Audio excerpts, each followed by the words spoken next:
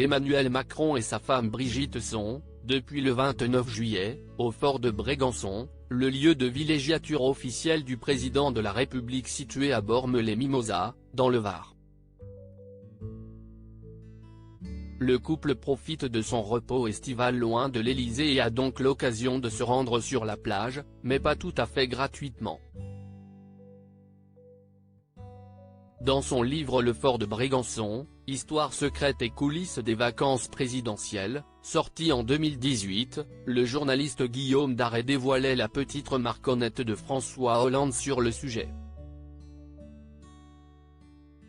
L'ancien chef d'État avait en effet déclaré, concernant le fait d'aller faire trempette dans la Méditerranée après avoir descendu les 200 marches permettant de rejoindre cette plage creusée dans les rochers, quand vous vous baignez, vous vous dites, le coût du bain est élevé.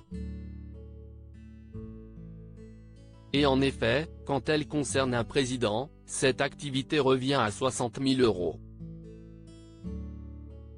La raison étant de sécuriser le périmètre à l'aide de gardes du corps qui entourent l'homme à la tête du pays et ses proches, mais pas seulement. Des plongeurs, ayant pour mission de vérifier, avant la baignade, qu'il n'y a pas d'objets explosifs ayant pu être déposés dans la mer par des personnes mal intentionnées, sont également payés. De plus, plusieurs bateaux appartenant à la gendarmerie nationale ont pour consigne de s'assurer qu'il n'y a pas de danger pour le président. Supérieur à le couple Macron en vacances à Brégançon, visite guidée de la mystérieuse propriété, une piscine hors sol finalement moins coûteuse. Jusqu'en 2018, les chefs d'État n'avaient donc que la possibilité d'aller dans la mer pour se rafraîchir durant leurs vacances. Ce n'est qu'à partir de cette année qu'Emmanuel Macron a choisi de s'offrir le luxe de faire construire une piscine hors sol au fort de Brégançon.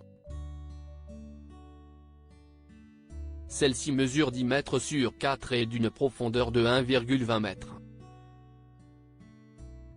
Pour sa mise en place, 34 000 € ont été nécessaires.